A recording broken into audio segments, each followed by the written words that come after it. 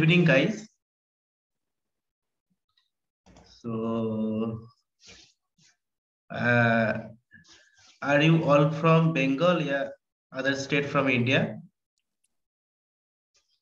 Bengal, sir. Calcutta, West Bengal. Bengal, sir. All of them, yeah.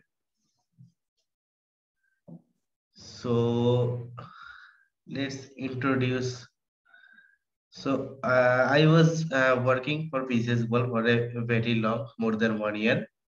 And recently, you can tell that for more than 3 months, I did not have very good in touch in this company because I was busy for other preparing for my other interviews. But this time, Sunil sir requested me to for taking the one batch of data science. That's why I came, and I did not have any time in the weekdays, so I will be mostly taking in the weekend.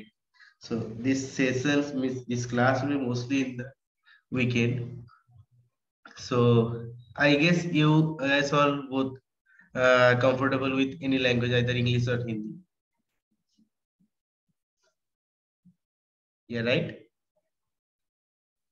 Yes, sir. I guess you all be comfortable in both languages, English and Hindi or Bengali, Yes, sir. because I can use any of these three languages if you want. So data science, चलो एक ही चीज बोलते हैं कि देखो data science एक ऐसे subject होते हैं कि ये बेसिकली हम लोग डील क्या करेंगे डेटा, और डेटा को डील करने के लिए क्या चाहिए होता है हमको, मैथ। ठीक है, तो फर्स्ट अगर हम लोग सोचेंगे कि फिर ये सब डेटा साइंस सीखने के लिए हम लोगों को like Python and other coding languages, sequels और some visual technologies, why those all are required, right? So data science में जब हम लोग डेटा के साथ मिसमैच करेंगे, डेटा के साथ जब हम खेलेंगे, तो उस टाइम हम लोग के डेटा इतना शॉर्टली फॉर्म नहीं होंगे, हम लोग का इतना स्मॉल मीन्स हम लोग बाय हैंड और बाय इसमें कैलकुलेट नहीं कर सकते। तो जितना भी हम लोग को मैथमेटिकल कैलकुलेशन करने होंगे, उसके आउटकम के लिए हम लोग को वास्ट मेजोरिटी डेटा यूज करेंगे उधर। तो इसीलिए हम लोग को सिंप्लीफिकेशन के लिए ऑलवेज जो जो टूल्स हम लोग को ये इजीली अवेलेबल है, हम लोग सारे टूल्स के यूज करेंगे। ठीक है, तो share my screen.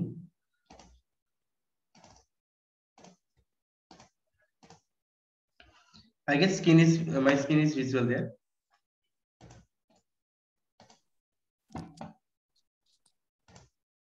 Okay.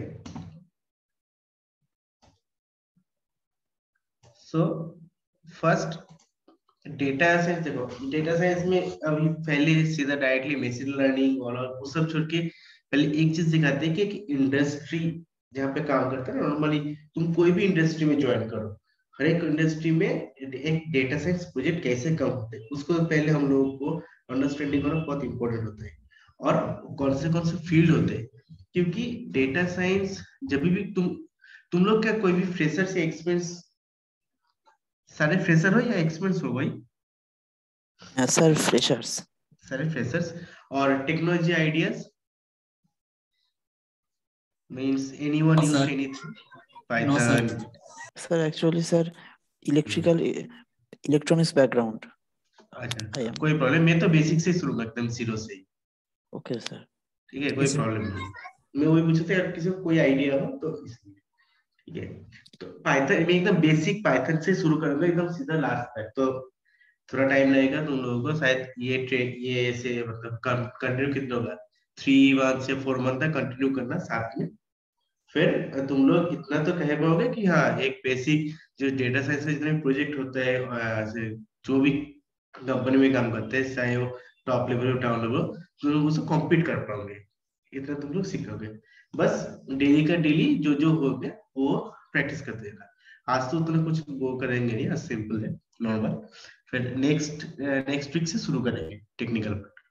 ठीक है, सो देखो जब कोई भी तुम लोग इंडस्ट्री में ज्वाइन होगा ना, कोई भी या ये इंडस्ट्री हो या फिर इससे भी अच्छी इंडस्ट्री हो में, तो उसमें जितने भी प्रोजेक्ट्स होते हैं उन लोगों को पहले क्या होता है, प्रोजेक्ट्स के लिए बात होता है क्लाइंट से।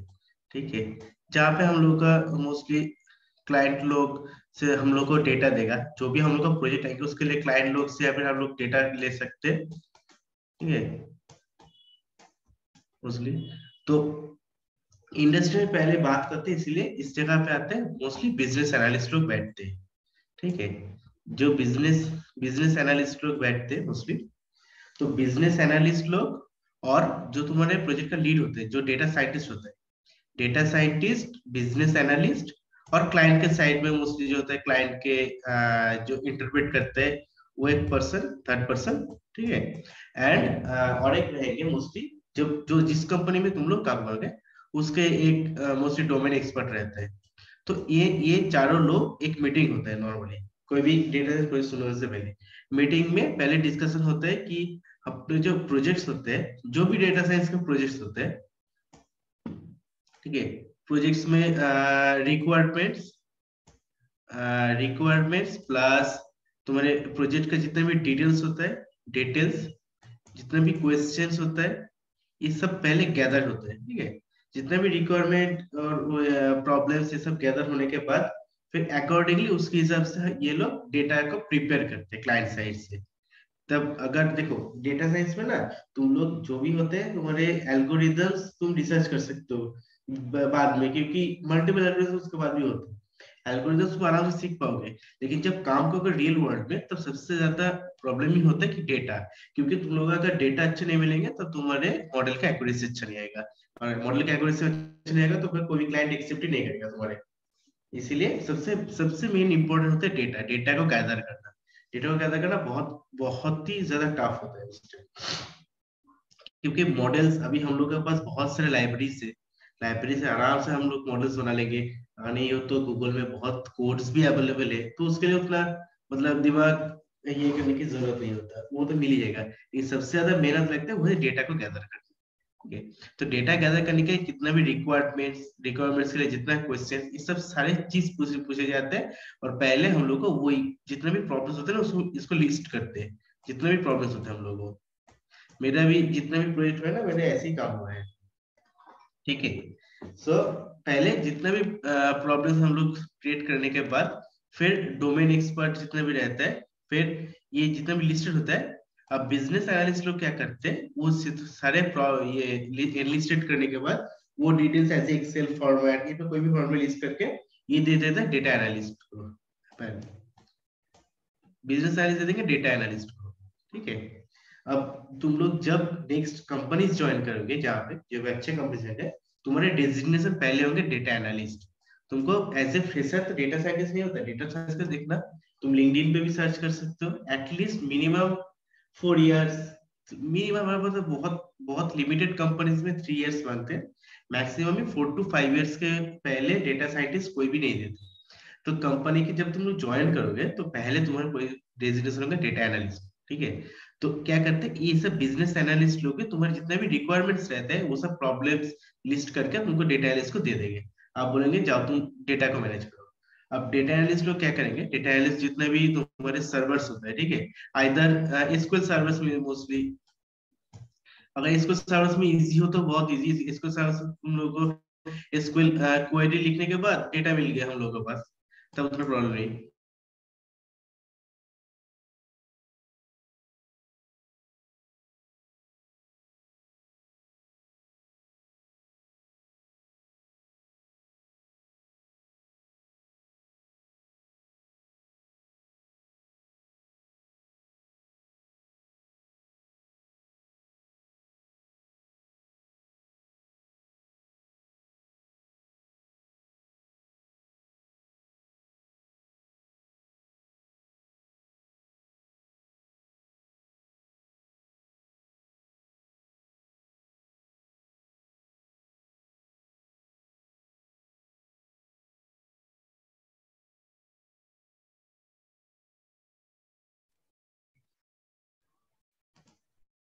Hello, am I Audible?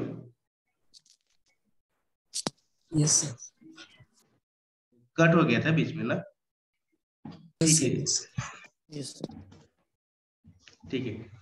तो अब क्या करते हैं, पहले देख लो हम लोग का जो बेसिक डेटा होता है, पहले देख लो हम लोग एसक्यूएल, अगर एसक्यूएल सर्वर हो तो बेसिक इजी हो गया कि एसक्यूएल क्वेरी से हम लोग डेटा को फेच करके फिर हम लोग को डेटा अपने अपने जितना भी अपने पास भी तो एक सर्वर रहता है ना, हर एक कंपनी का अलग एक सर्वर या फिर फर्मवेयर या फिर कोई भी डेटाबेस रहता है, उस कंपनी के अंदर स्टोर कर लेते हैं हम लोग। ठीक है, फेच करने के बाद तो ये तो इजी हो गया। एसक्यूएल से हम लोग कहते हैं इजीली हम लोग को सिंपल क्वेरी लिख के फिर क्वेरी से हम लोग फेच कर लिए, इसीलिए एसक्यूएल टेक्नोलॉजी इतना इंपॉर्टेंट होता है।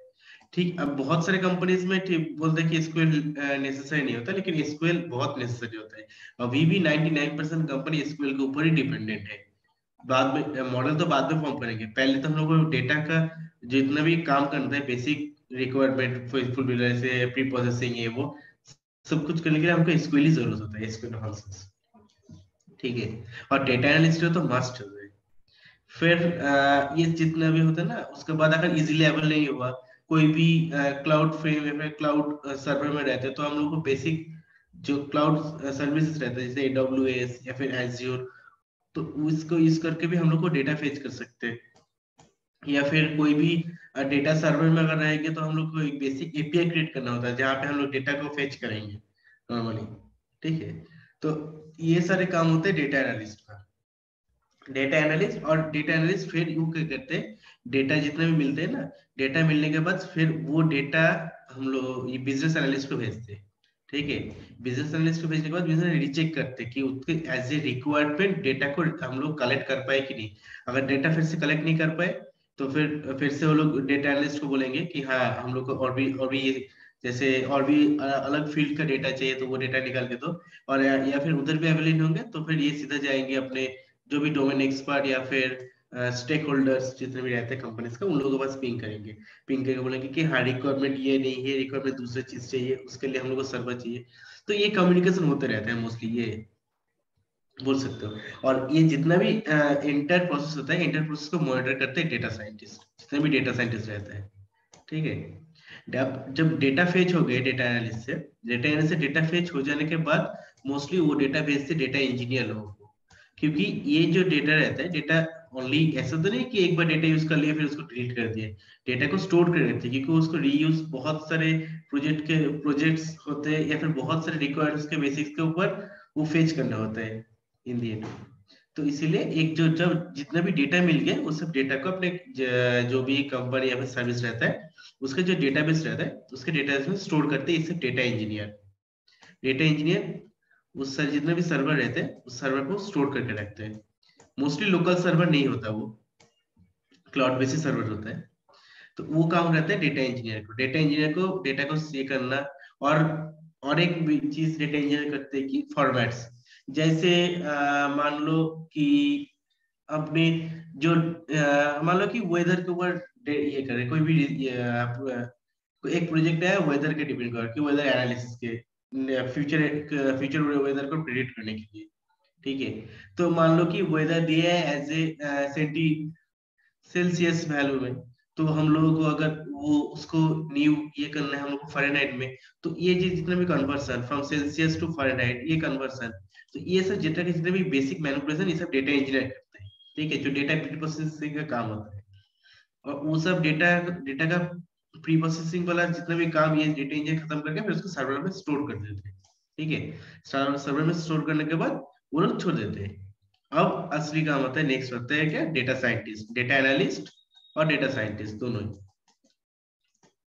डेटा एनालिस्ट और डेटा साइंटिस्ट क्या करते हैं, फिर वो जो डेटा हम लोग के पास मिल गया, अब हम लोग के प्रॉब्लम के रिक्वायरमेंट में एज ए ये लोग मॉडल बनाएंगे। ये लोग मॉडल्स में नहीं, जितना भी ये करेंगे बेसिक रिक्वायरमेंट में डेटा प्री प्रोसेसिंग, फिर डेटा का फीचर सिलेक्शन, बहुत से स्टेप्स होते हैं। तो ये सब में जब तुम्हारे बेसिक लर्निंग का जब ये स्टार्ट करूंगा उसके पहले ये सब सारे आइडिया दूंगा कि डेटा प्री प्रोसेसिंग में जो जो चीज आता है। ठीक है, तो वो सब मॉडल्स बनाने से पहले पहले वो सब जितना भी डेटा प्री प्रोसेसिंग, ब्लैक जितना भी null value treatment, feature engineering, ये सब पार्ट्स इसमें करेंगे। देन मॉडल्स प्रिपेयर करेंगे। मॉडल्स प्रिपेयर करने के बाद मॉडल्स की जितना एक्यूरेसी आएगी उसका रिजल्ट। ठीक है, तो ये मॉडल्स प्रिपेयर करने के बाद हम लोग का मॉडल्स का जितना भी एक्यूरेसी आता है तो ये एक्यूरेसी भेजते हैं हम लोग को क्लाइंट के पास कि ये एक्यूरेसी कितना है। अब क्लाइंट ये एक्यूरेसी देख के सेटिस्फाई करेंगे कि ये जो एक्यूरेसी है हम लोग का जो एज ए रिक्वायरमेंट ये सेटिस्फाई कर रहा है कि नहीं। अगर सेटिस्फाई कर रहा है तो ये हम लोग का एक्चुअल एक्यूरेट मॉडल आ गया। और सेटिस्फाई नहीं किए फिर हम लोग को मॉडल चेंज करना रहता है। मॉडल्स में क्या होता है, एल्गोरिदम चेंज करना पड़ता है, मॉडल्स में इंटीग्रेशन स्टेप्स को चेंज करना पड़ता है। ये बहुत लॉन्ग स्टेप्स होता है कि, और एक डेटा साइंस प्रोजेक्ट मतलब बहुत साल भर चलता है, मिनिमम 2-3 साल लग जाते हैं एक एक प्रोजेक्ट कंप्लीट करने में। ठीक है। तो और ये एक्यूरेसी तो हम लोग मोस्टली ऐसे डायरेक्टली एक्यूरेसी तो हम लोग क्लाइंट या फिर किसी को सेंड नहीं कर सकते, तो वो रॉन्गली डिस्प्यूट होता है। तो इसलिए हम लोग को इधर एक विजुअलाइजेशन टूल जरूरत होता है। जो विजुअलाइजेशन टूल में क्या करते हैं हम लोगों को, विजुअलाइजेशन टूल में हम लोग डैशबोर्ड क्रिएट करते हैं। ठीक है। विजुअलाइजेशन में हम लोग एक डैशबोर्ड क्रिएट करेंगे। ठीक है। तो ये डैशबोर्ड में हम लोग क्या करेंगे, जैसे एक डैशबोर्ड हो गया, डैशबोर्ड हम लोग ग्राफ्स होता है ना, जितने भी ग्राफ्स, मान लो हम लोग को पाई चार्ट हो गए, हम लोग को बार ग्राफ्स हो गए, तो ऐसे ग्राफ्स में ये सब डैशबोर्ड बना के ये हम लोग सेंड करेंगे क्लाइंट साइड में या फिर जो भी स्टेक होल्डर होते हैं उन लोगों को ऐसे सेटिस्फेक्शन कि हम लोग का हाँ ये जितना भी मॉडल्स हुए, जितना भी हम लोग एनालिसिस किए डेटा को लेके, उसमें ये हम लोग का रिजल्ट है। अब ये अगर हम लोग को result as expected from their data, अगर वो लोग सेटिस्फाइड हो गए तो ये बोलेंगे हाँ हम लोग का मॉडल एक्यूरेटली प्रिडिक्ट हो गया। ठीक है। तो हम लोग का मॉडल एक्यूरेटली प्रिडिक्ट हो गया। तो उसके बाद अब ये जाएंगे हम लोगों का एपीआई क्रिएट करने के लिए। ठीक है। एपीआई मीन्स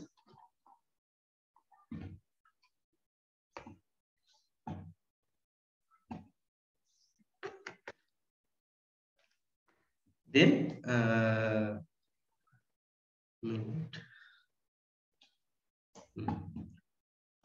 देन हम लोग का अगर ये कंप्लीट हो गए ये सब, तो हम लोग का मान लो कि 30% हम लोग का प्रोजेक्ट डन। 30% हम लोगों का ये डेटा साइंस का जितना प्रोजेक्ट है जो बेसिक बनेगा, ये काम हम लोग का डन हो गया। आप नेक्स्ट काम आता है कि हम लोग का नेक्स्ट काम आता है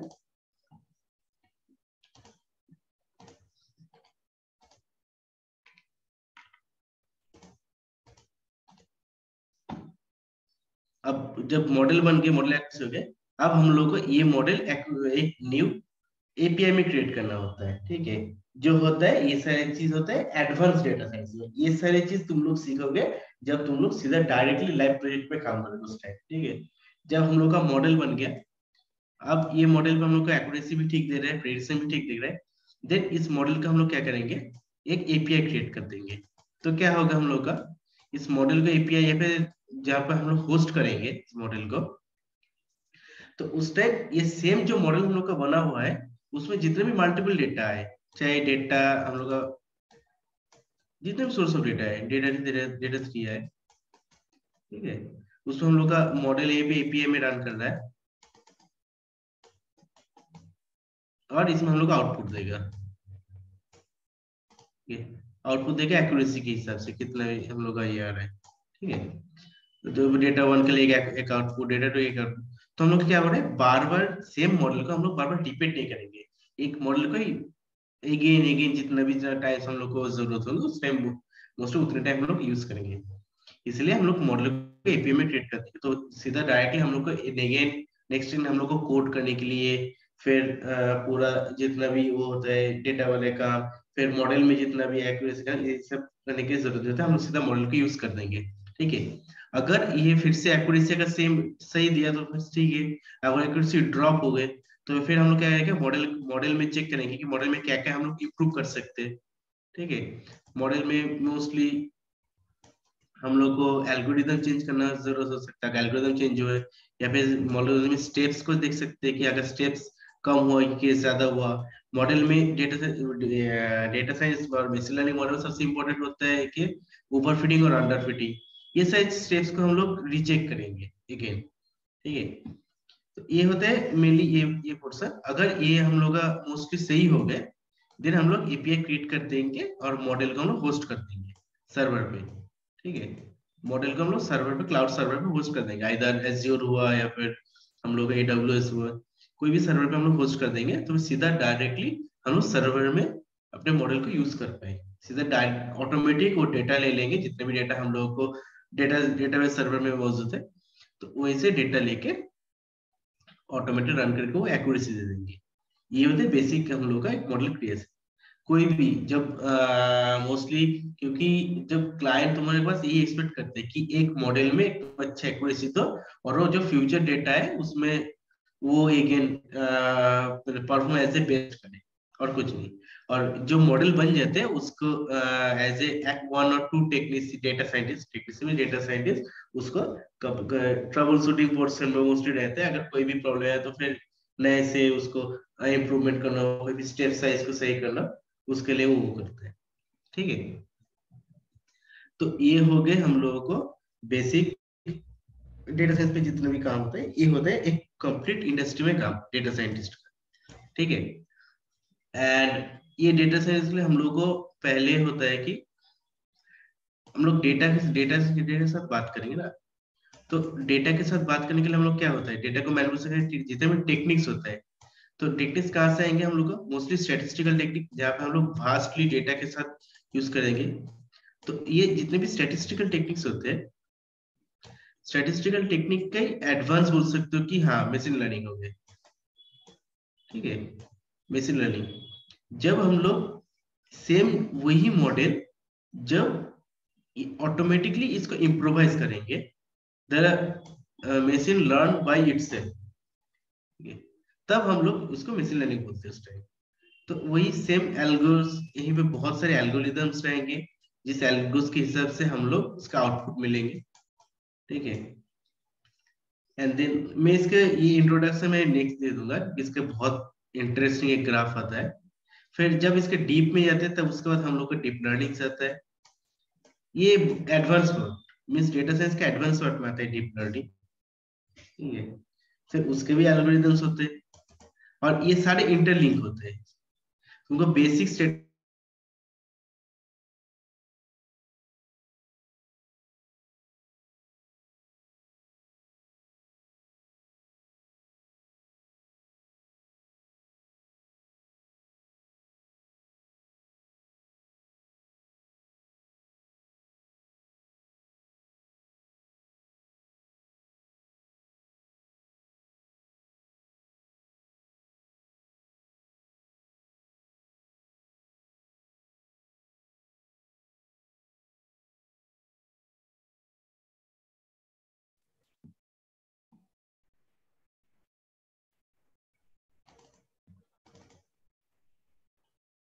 Hello, am I audible? Hello. Yes, sir. Okay. Yes, sir. I don't know Yes, now why audible. Zoom is quitting frequently there. Okay, no problem. So majorly I will be using like kind libraries like pandas, okay, NumPy. These two are the major library for basic data manipulation. And for our advanced part, like for using statistical algorithms and machine learning, we will use SciPy, then PyTorch. There's just many more libraries and uncountable. SciPy, PyTorch, scikit-learn. Those are advanced libraries. So एक एक करके सारे सीखेंगे वो सब। Mostly ये सारी चीजें जब SciPy, PyTorch, scikit-learn ये सारे सीखेंगे हम लोग सीधा डायरेक्टली जब मशीन लर्निंग को यूज करेंगे, वो यूज करते करते सीखेंगे ये सब। ठीक है, scikit-learn और बेसिक उसके पहले हम लोग जितने भी डेटा को मैनिपुलेशन होता है बेसिक, उसके लिए हम लोग को पैंडास और नामपी की जरूरत होगी, ये पहले सीखेंगे। ठीक है, तो यही होता है basically basic as a data scientist रहना। बेसिक क्या बोले, क्योंकि कोई भी इंडस्ट्री में अगर तुम देखोगे कि जो भी सात एज ए डेटा साइंटिस्ट 7-8 साल से काम करे, वो भी सेम यही लाइब्रेरी के ऊपर एक ही चीज पे काम करते हैं। मेन होता है कि जब भी कोई मॉडल्स बिल्ड हो जाता है, मॉडल्स को जो मेंटेनेंस होता है ना, जैसे मॉडल्स में जितना भी हम लोग को इम्प्रूवमेंट करने के ऊपर है। जैसे आज जो डेटा मिलेंगे हम लोग को 2 साल बाद तो सेम डेटा मिलेंगे, डेटा में तो कुछ ना कुछ खराबी या फिर कुछ एडवांस आएंगे, तो as a record according to our data हम लोग को मॉडल को कैसे इंप्रूव करना है जो हम लोग का एक्यूरेसी बेस देगी। तो उसके लिए हम लोग को एक मॉडल को मेंटेन करना पड़ता है, यही मेन बात होता है जो हम लोग मॉडल बिल्ड करेंगे। ये और हम लोग के इंडस्ट्री में सबसे ज्यादा मैटर होता है डेटा। जो भी हम लोग मॉडल बिल्ड करेंगे, जैसे मान लो कि हम लोग को एक सिंपल रिग्रेशन बिल्ड करना है, ठीक है, या फिर हम लोग को क्लासिफिकेशन प्रॉब्लम है, हम लोग सिंपल एक लॉजिस्टिक रिग्रेशन बिल्ड कर देंगे, ठीक है, लॉजिस्टिक रिग्रेशन बिल्ड कर देंगे। लेकिन जो प्रॉब्लम है, प्रॉब्लम में डेटा कहाँ से लाएंगे, वही सबसे ज्यादा मेन प्रॉब्लम हो जाता है। हम लोग ये अभी फ्री यूज कर देंगे जब, तब तो हम लोग डेटा इजिली गूगल से डेटा ले सकते हैं, इसे डेटा ले सकते हैं। लेकिन जब लाइव वेट पे करते हैं, जब क्लाइंट साइड से डेटा आएंगे, तो वो भी डेटा ऐसे नहीं कि हम लोग को सिंपल बोल दें कि ये एक सिंपल एक्सेल इधर सीएसवी फाइल है, ऐसे फाइल है, ये डाउनलोड कर लो, ये डेटा है, वैसे नहीं देते। वो लोग बोलते हैं कि ये है हम लोग का सर्वर, अब तुम लोग अकॉर्डिंगली डेटा को निकाल लो। अब वहीं से डेटा डेटा निकलने सबसे ज्यादा प्रॉब्लम होता है कि मान लो कि हम लोग अगर 10 साल के डेटा चाहिए या फिर 20 साल के डेटा चाहिए अकॉर्डिंगली, उसको कोई वहीं पे कोई क्राइटेरिया नहीं रहता, उसमें free time to use, means कोई भी डेटा उठा लो इसे। लेकिन मेन बात है कि तुम्हारे मॉडल में एक्यूरेसी उसको एज ए अकॉर्डिंग अच्छा बेटर लाना है। क्योंकि तुम ज्यादा डेटा लोगे तो मॉडल पे क्या होता है, प्रेशर होता है ना, ज्यादा डेटा लोगे तो वो बाद में जब मिसलेनियस शुरू किया तब देखेंगे कि मॉडल में ज्यादा डेटा तो क्या होता है, ओवरलोड हो जाता है। नॉट ओनली ओवरलोड, उसमें और भी ज्यादा प्रॉब्लम्स होता है, ठीक है। तो ये सारी चीज एक एक करके सीखेंगे। पहले बेसिक पाइथन से शुरू करेंगे, ठीक है, मेरा प्लान वही है। आइदर बेसिक पाइथन में शुरू करेंगे और सीक्वल एसक्यूएल, बेसिक एसक्यूएल का सिंटैक्स जितने होते हैं वो सब, वो सारे चीज सिखा देंगे, पाइथन एंड सीक्वल। देन एक विजुअलाइजेशन टूल के लिए मैं पावर बीआई से काम किया हूँ मोस्टली, ठीक है। पावर बीआई एक जो visualization tool mostly dashboard build करने के लिए इजी होता है। अभी टैबल्यू भी यूज होता है मार्केट में, ठीक है। लेकिन ये डिपेंड होता है क्योंकि टैबल्यू और पावर भी मार्केट में तुम जितना भी एमएनसी सेक्टर में जाओगे, मोस्टली वो लोग पावर भी यूज करते हैं। और जो न्यू कंपनीज होते हैं जैसे न्यू स्टार्टअप ये सब हो गए, वो सब लोग टैबल्यू यूज करते हैं। तो दोनों में से कोई भी सीख सकते हो, ऐसे प्रॉब्लम नहीं। मैं पावर बीआई जानता हूँ, टैबल्यू में सीखा नहीं उतना अच्छे से। तो पावर बीआई से हम लोग मोस्टली डैशबोर्ड बिल्ड करेंगे। ये बाद में जब हम लोग ये सब सीख जाएंगे, पाइथन का एडवांस कंप्लीट कर देंगे, फिर ये पावर बीआई सिखा, तब इससे हम लोग बेसिक डैशबोर्ड कैसे बिल्ड करना है वो सारी चीज। क्योंकि जब तुम अपने मैनेजर या फिर रिप्रेजेंट करोगे तब तो वो ये सब नहीं देंगे मॉडल, कोई भी तुम्हारे कोड खोल के कोई नहीं देखेगा। कोड तुमको खुद ही करना है, तुम कहाँ से भी कोडिंग करो, ये करो। वो सीधा बोलेंगे कि डैशबोर्ड जो भी है, हम मेरे को डैशबोर्ड बना के रिप्रेजेंट करो। तब तुमको पावर पॉइंट पे डैशबोर्ड ही बना के उसको दिखाना पड़ेगा कि हाँ मैंने ये सब मेरा आउटपुट आया है, ये आपका एनालिसिस है बस। तो इसलिए पावर भी हम लोग को यूज होता है बहुत मार्केट में। और इस इधर एनालिसिस करने के लिए हम लोग ये सब यूज, तो पाइथन से शुरू करेंगे एक एक करके, ठीक है। पाइथन के बाद हम लोग उसके बाद सीक्वल और नहीं, पाइथन के बाद मैं parallelly as a machine learning और ये सीक्वल और पावर भी में सिखा दूंगा। तो फिर इजी होगा धीरे धीरे, जब एक दो मॉडल बिल्ड करने शुरू कर दोगे तो इजी हो जाएगा सीखना, ठीक है। तो मैंने टेक्निकल टर्म में कोई भी एक भी टर्म नहीं गया, टेक्निकल टर्म में बाद में ही बोलूंगा जब शुरू करूंगा। आज नॉर्मली ऊपर ऊपर ही बोल रहा हूँ कि कैसे ये सारे चीज जितने भी प्रोजेक्ट्स आते हैं ये सारी चीज काम करते हैं। अब तुम लोग बोलो कोई भी प्रॉब्लम हुआ है, फिर कोई भी क्वेश्चन हो तो पूछ लो।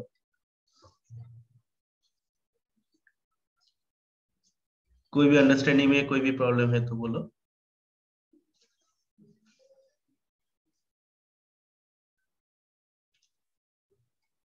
और तुम लोगों में सिस्टम में क्या पाइथन इंस्टॉल है क्या? Yes, sir. Have yes Python. Sir. क्या क्या इसके मोस्टली हम लोग क्या यूज करेंगे, तो मैं दिखा देता हूँ। मैं यूज करूंगा ये जुपिटर नोटबुक,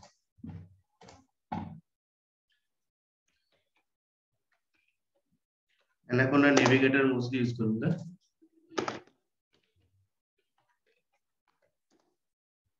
ये इंस्टॉल है क्या तुम लोगों के पास? Yes, sir. Anaconda install है sir. No sir, no. No ना, तो कोई एक स्क्रीन शेयर करो, मैं स्टॉप करता हूँ, ये पहले इंस्टॉल कर लेते हैं आज। कोई एक स्क्रीन शेयर करो जिसके पास नहीं है इंस्टॉल। और एक चीज, तुम लोगों को पाइथन जब इंस्टॉल किया ना, पाइथन को एज ए तुम्हारे यूजर होता है ना, उसको ग्लोबली डिक्लेयर करना होता है, नहीं तो बहुत सारे कमेंट्स नहीं चलते, जैसे पीप कमेंट्स, ये सब कमेंट्स उसको लोकली टारगेट करते हैं, तो वो नहीं आता है। वो दो चीज करते, तो कोई भी एक जिसके पास इंस्टॉल है वो स्क्रीन शेयर करो, तो फिर मैं बोल देता हूँ कैसे क्या करना।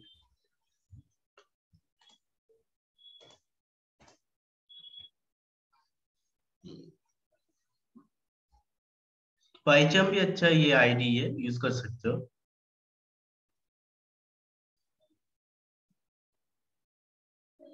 एनाकोंडा, एनाकोंडा नेविगेटर सर्च करो। हम्म,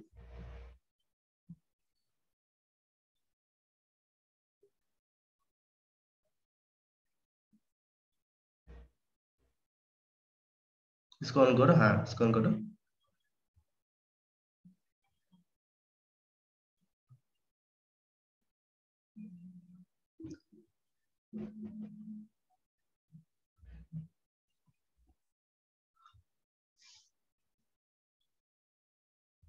ये भी नहीं, एक काम करो, बैक करके सर्च करो, डाउनलोड लिखो, तो फिर डाउनलोड वाले पेज सीधा डायरेक्टली आ जाएंगे, तुमको नेविगेट करने की जरूरत नहीं इधर।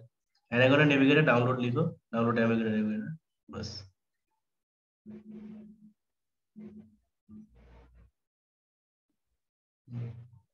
उसको ऑन करो, लिंक को।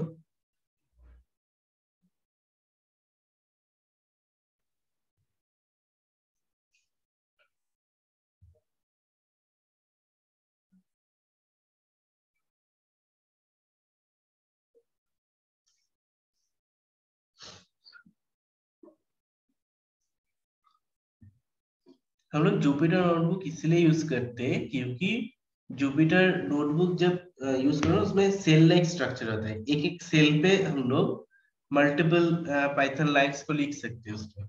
हाँ डाउनलोड करो, वो ऑटो सेट है वो विंडोज पे।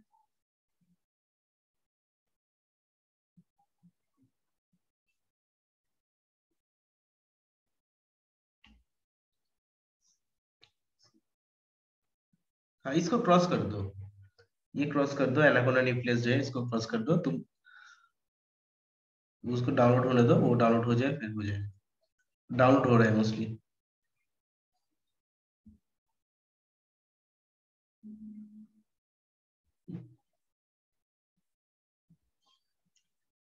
तो इसलिए हम लोग जुपिटर नोटबुक को मोस्ट यूज करेंगे। और जब तुम लोग एडवांस ये सब पाइथन के क्लास स्ट्रक्चर ये सब कंप्लीट होगा, क्योंकि हम लोग को पाइथन में जो क्लास स्ट्रक्चर था वही, उसके हिसाब से हम लोग को आफ्टर मॉडल क्रिएट कर एपीआई यूज करने के लिए, उससे हम लोग को क्लास के अंदर मॉडल को फिट करना होता है। तो उस टाइम हम लोग पाइचम ये यूज कर रहे हैं उस टाइम उसकी, तो अभी यूज करने की जरूरत है, वो बहुत एडवांस, वो लास्ट स्टेज है। और माइक्रोसॉफ्ट एक्सेल, हाँ बेसिक, क्योंकि बहुत सारे मैनिपुलेशन के टाइम हम लोग एक्सेल यूज कर सकते हैं, एक्सेल बहुत हेल्पफुल होता है। अगर है एक्सेल का तुम लोग को फंक्शन की, बहुत सारे कंपनीज का रिक्वायरमेंट होता है जब तुम डेटा एनालिस्ट ऐसे जॉब सर्च करोगे उस टाइम। लेकिन अभी वो भी डिपेंडेंट होता है।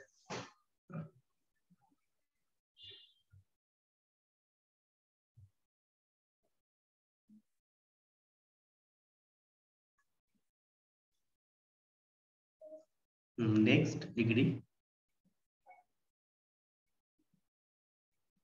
हाँ नेक्स्ट कर दो।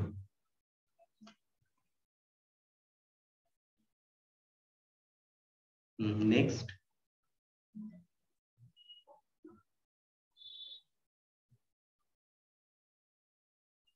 इंस्टॉल।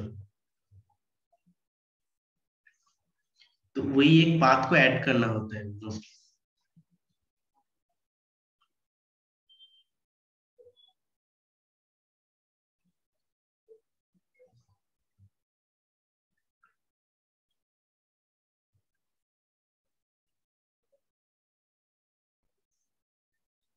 तुमने पाइथन को इंस्टॉल किए ना?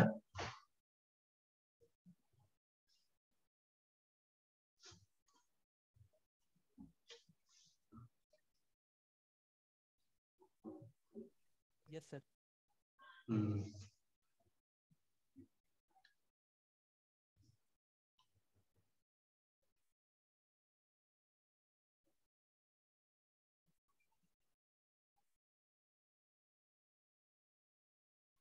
होगा, वो 2 मिनट लेगा वो, आराम से।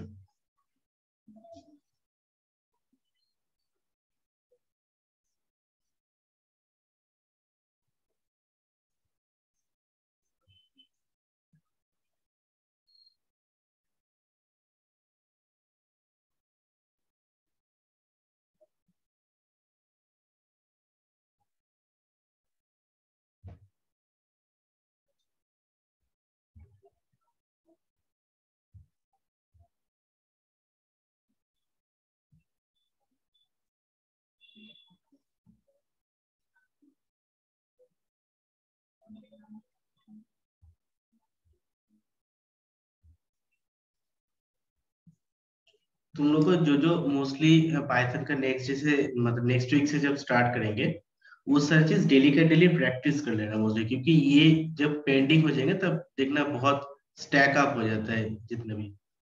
डेली का डेली ये पाइथन, क्योंकि ये कोड बेसिकली मैथ की तरह ही है, जितना प्रैक्टिस करोगे उतना हैंडी होगा कोड।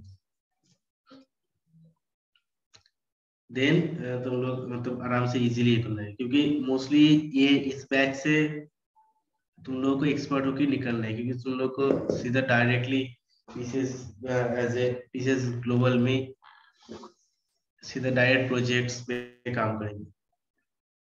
हाँ, फिनिश्ड हो गया। उसको क्लोज कर दो।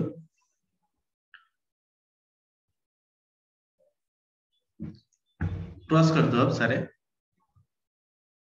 देन एनाकोंडा नेविगेटर को ऑन करके देखो।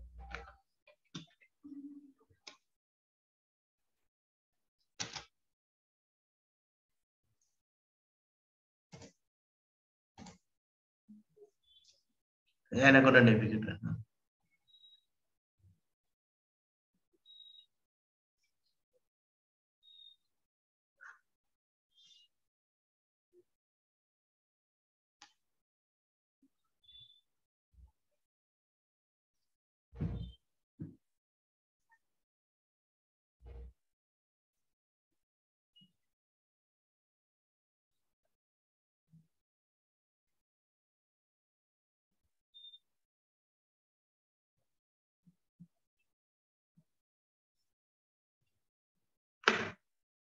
मोस्टली एक बार रजिस्टर करने के लिए वो शायद शो नहीं करता, तो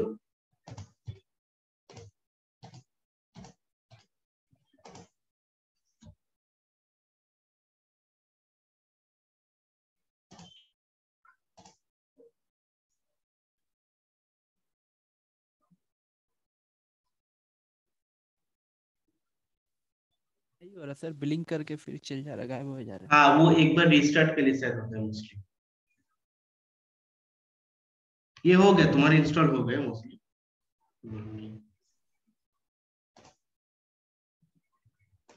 एनाकोंडा थोड़ा हेवी सॉफ्टवेयर होता है, तो इसीलिए ये टाइम लेता है।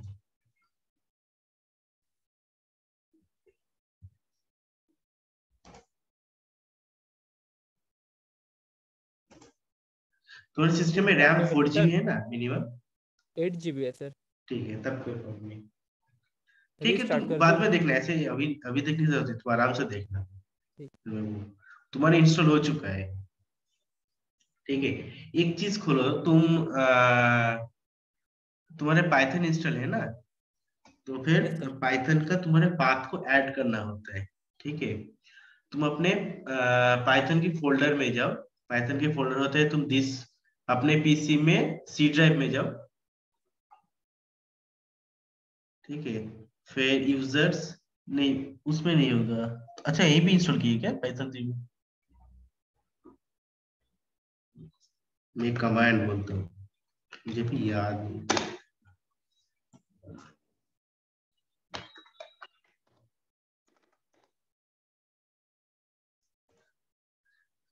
तुम कमांड प्रॉम्प्ट खोलो cmd।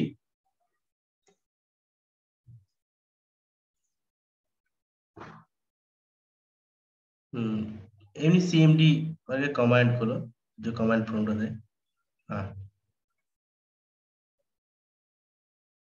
ये पे लिखो तो पाइथन PHON, एंटर मारो। तुम्हारे ऐड पाथ ऐड है तो ठीक है, बंद कर दो। ये क्या होता है कि पाइथन ये लिखने के बाद ना, जब तुम्हारे सिस्टम में पाइथन को रिकॉग्नाइज नहीं कर पाते, क्योंकि बहुत से सिस्टम में क्या होता है वो पाथ को ऐड नहीं करता है।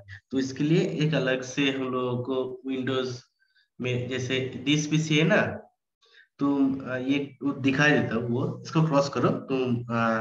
This PC as a right click करके प्रॉपर्टीज खोलो, क्रॉस कर दो उसको, वो ठीक है, क्रॉस कर दो।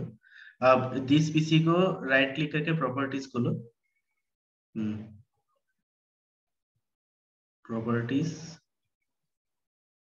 नहीं नहीं, उल्टा बोला, वो होता है this PC.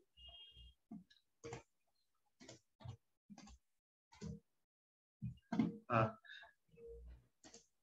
This PC open करके ये बंद कर दो, ये क्लोज कर दो।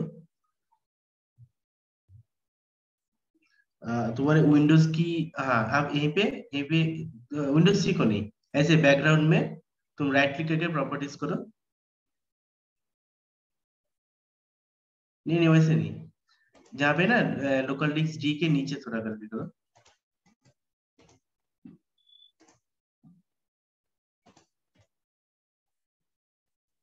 नहीं, अबाउट अबाउट अबाउट नहीं, तुम ये क्रॉस कर दो। हाँ, अब यही यहीं पे जो लोकल हिस्ट्री के नीचे करो, बैकग्राउंड में जाके नहीं, इस फोल्डर के अंदर ही। लेकिन कोई फोल्डर को भी सिलेक्ट कर, थोड़ा नीचे करो, उसको नहीं, थोड़ा नीचे करो। हाँ, आप राइट क्लिक करो, आप इसको प्रॉपर्टीज खोलो। तुम्हारे यही आ रहा है क्या? ठीक है, कोई प्रॉब्लम नहीं, मैं बोलता हूँ कहाँ पे जाना है।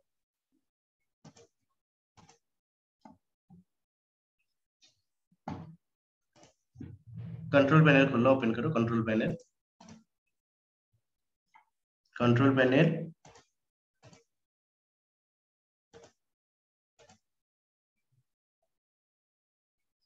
नॉर्मल सर्च करके कंट्रोल, हाँ, कंट्रोल पैनल लिखो, कंट्रोल पैनल को ओपन करो। Then system and security, system होगा एक, सिस्टम, सिस्टम को क्लिक करो, ठीक है। स्क्रॉल डाउन करके यहीं पे होगा एडवांस सिस्टम सेटिंग्स, एक option.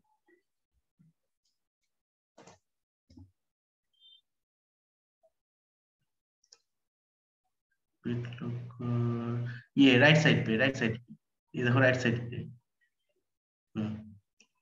Advance system settings, environment variables, नीचे, नीचे एनवायरनमेंट वेरिएबल्स, ठीक है।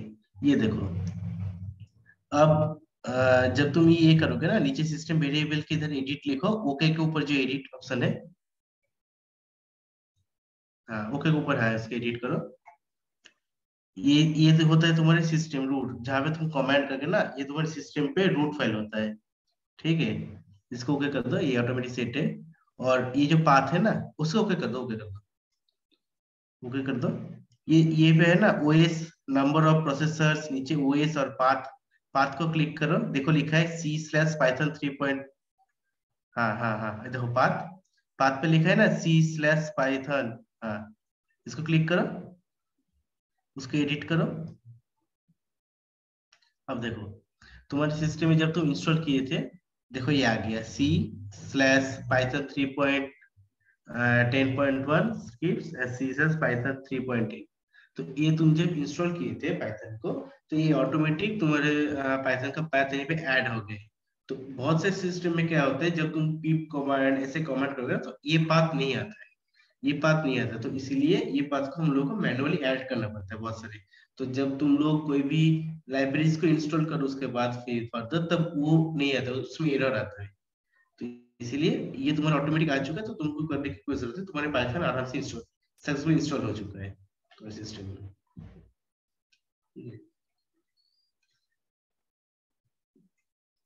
बाकी तुम दोनों भी चेक कर लेना, ये पाथ अवेलेबल होने चाहिए सिस्टम में तुम लोगों, नहीं तो पाइथन में जब तुम लोग सीधे डायरेक्टली पाइथन ऐसे यूज करोगे आइडियली, जब तब उस टाइम में प्रॉब्लम आएगा। जब हम लोग जुपिटर नोटबुक यूज करते हैं तो उस टाइम प्रॉब्लम आएगा।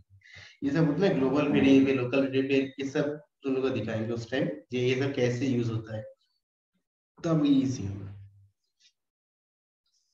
ठीक है, ओके कर दो, हो गया तुम्हारे, क्लोज कर दो।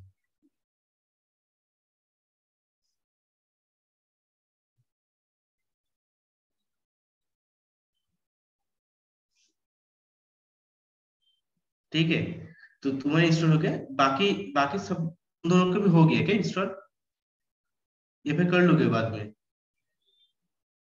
कर लूंगा सर बाद में। ठीक है, तो वो कर लेना। तो नेक्स्ट नेक्स्ट डे हम लोग नेक्स्ट वीक इधर सैटरडे और संडे देखते होता है, तो वो शुरू कर, नेक्स्ट डे से पाइथन शुरू करेंगे। ठीक है, मैं एकदम बेसिक से ही शुरू करूंगा, तो फिर हम लोग ओके सर। स्लोली मूव करेंगे, फिर थोड़ा आगे आगे फास्टली मूव करेंगे उसके बाद। ओके ठीक है, okay sir, okay. Thank you. तुम लोगों को तीन लोग ही हो क्या इस बैच में? सर। सर जानी ना सर, बोल दो। अच्छा, ठीक है, thank you. Thanks. Thank you sir. हाँ।